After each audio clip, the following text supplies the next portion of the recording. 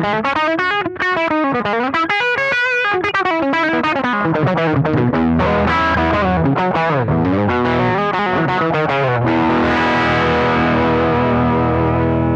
guys, Sean Hammond with PremierGuitar.com. We're at Winter NAMM 2017 in Anaheim, California, talking to Steve at SC30 Amps. Also Steve from Fryette Amplification, since that's his last name. Steve, how are you doing? I'm doing good. How you doing, man? Doing pretty good. We got Luis Maldonado on guitar over here. And what we heard at the beginning there is Luis is plugged into the SC30 Master 100 that I think we did a video on this a year ago. That's right. And that's routed instead of through a cab, it's going through the power load, right? That's right. Mm-hmm. The power load is a reactive load that is adjustable in the same way, if anybody's familiar with the power station, the reactive load is adjustable with regards to its low and high frequency resonant points by these two toggle switches here. So it's a cab simulator. It's a cab simulator and a reactive load, a speaker reactive load simulator combined together with a stereo headphone amplifier that has a stereo loop in it, so you could put effects in and practice with a cranked head without a speaker cabinet into headphones, direct into a desk, or to live direct in front of house. So any way you'll need to use it. What's the simplest way you can describe for people who, mostly know more everyday guitar terms? How would you simply describe the reactive load concept for them? The replacement for the behavior of a speaker in a cabinet. And then, so all the controls we've got here, do you want to walk through those? Sure. It starts out with a basic cab-shaped curve in the speaker simulation check. 412. Or the actual speaker curve itself, because the speaker behaves a certain way, and then its behavior is enhanced by the enclosure it's mounted in. So, is there like a prototypical speaker that you modeled that curve after? A lot of people use greenback as a prototypical speaker. So that's kind of the starting ground for it? I didn't really start necessarily from there. I started from a generic curve that encapsulates the way a lot of speakers behave sort of generally with regard to the low mids and the upper mid peaks. And then there are two frequency ranges that modify the peaks, the most common peaks in speakers that are responsible for their particular personalities, which is in the low mid range and the upper mid range. So right around the 400 to 600 hertz range and the 200, the 2K to 5K roughly range. So in other words, you can take a basic generic speaker curve and modify it. So you could dial it into greenback territory, vintage 30 territory, fade speaker territory, EV, whatever, by manipulating the upper and lower mids to achieve the sort of either something that sounds familiar to you or something new that you might want to create your own design. Okay, so most amps or effects that you plug into that have cab simulation, they kind of tend to go after, like you said, a greenback or vintage 30 or something. You can kind of do your own thing with this. Right. Yeah. The idea is to give you the variability, because that speaker is a great speaker and that cabinet is an iconic cabinet, but it isn't necessarily always the perfect one. Right. So do you want to quickly walk through the controls and then? We have the switches that modify the reactive load. We have the level control. That's got what? Edge, bright, and flat. Right. And flat, warm, and deep, which is the low frequency range of the speaker, around between 50 and 100 hertz approximately, and then how much activity you get in that frequency range. And then we've got level, low mid, high mid. Right. So that's where you're changing the mid-range character of the speaker, and then you have the phase switch, so that if you're recording an amp in conjunction with a direct signal, you can make sure that they're in proper phase.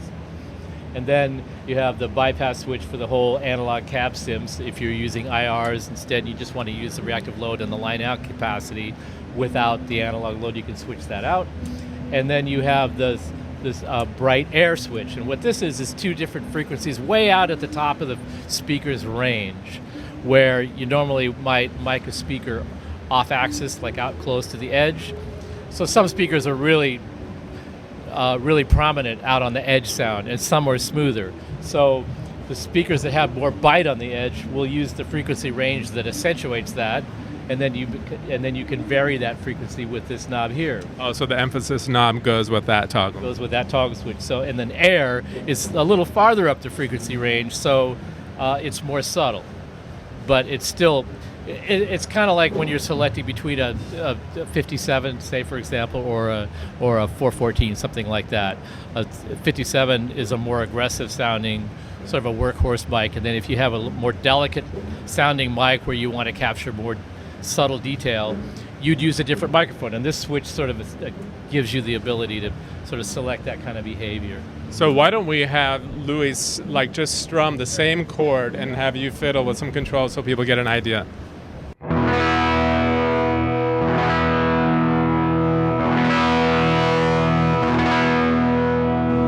Okay, so what we did was we just played with the air frequency boost and cut, which is way out at the top edge of the speaker, and you can hear this subtle little upper harmonics coming and going. They're not really too prominent. Now we're going to go to the bite mode.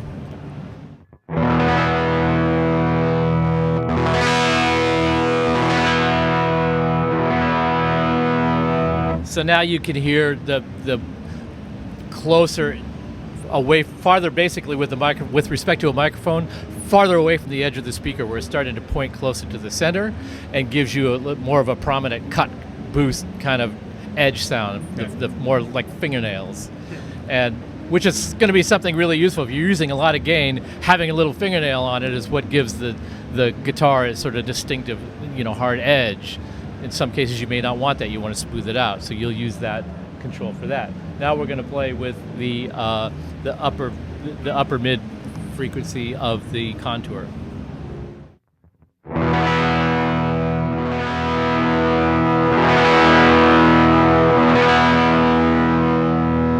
So what we're doing is we're in the upper mid of the speaker and making it behave more like a scooped out speaker or more like an Alnico kind of a voice, where the upper mid is really prominent but not affecting the low mids and not affecting the very, very top end. So just picking out that spot in the speaker where where the harmonics are the richest and the most predominant in the sound. So now we're going to go to the low mids.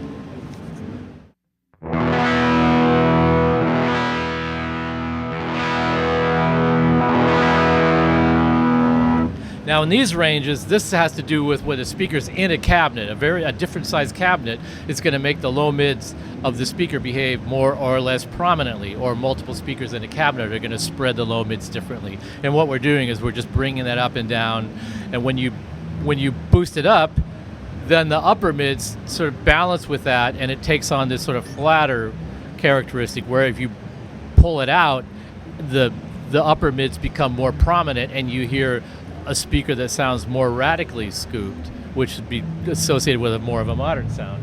And that pretty much covers the behavior of the speakers. Once you get used to how that works and how you're used to listening to speakers, you can virtually dial any speaker or cabinet. Yeah, it sounds like the sky's the limit, and you could play around with this thing for all day.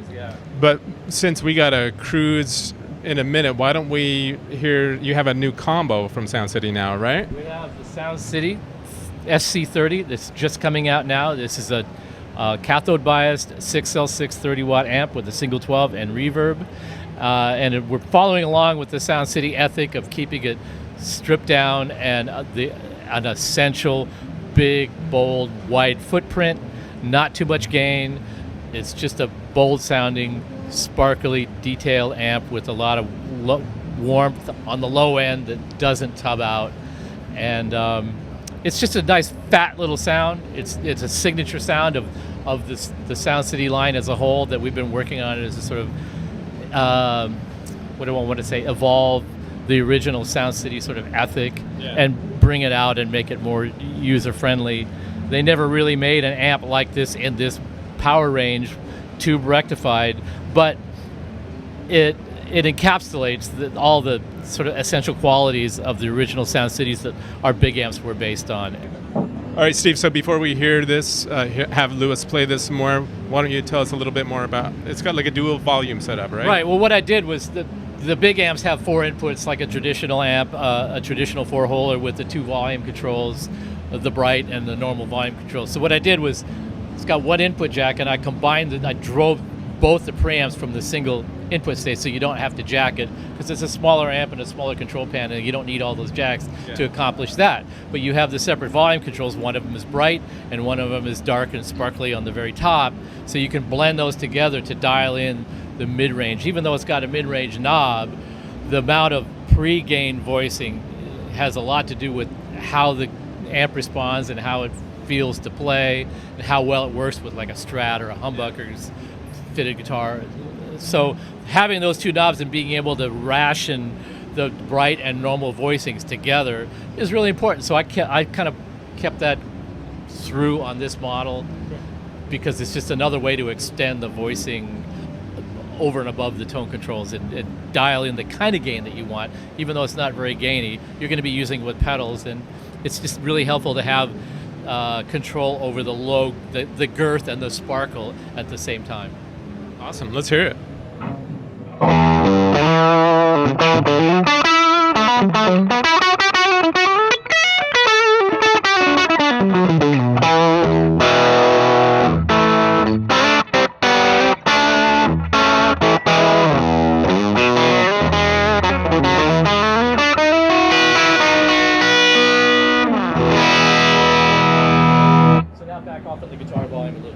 Okay, so we're having Louis turn the volume down.